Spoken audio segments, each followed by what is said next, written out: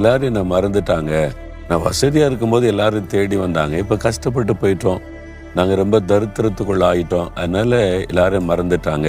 சொந்தக்காரங்க, நண்பர்கள், உதவி செய்தவங்களா மறந்துட்டாங்க அப்படின்னு நினைக்கிறீங்களா? மனிதர்கள் மறக்கலாம், உங்களுடைய சொந்தங்கள் மறக்கலாம். ஆனா இயேசு கிறிஸ்து ஒரு நாள் உங்களை மறப்பதில்லை.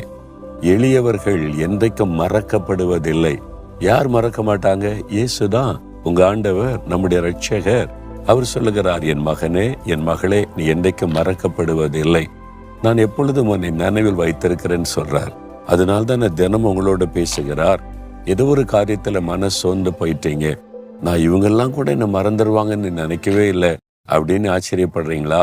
உங்ககிட்ட நன்மை பெற்றவங்க, உங்க மூலமா ஆசீர்வாதம் பெற்றவங்க, இப்ப நீங்க தாழ்ந்து கஷ்டப்பட்டு போனதுனால அவங்க எல்லாம் விலகிட்டாங்க, மறந்து போயிட்டாங்க. ஆனா ஆண்டவர் சொல்ல, நான் உன்னை விட்டு விலக மாட்டேன், என்னுடைய அன்பு மாற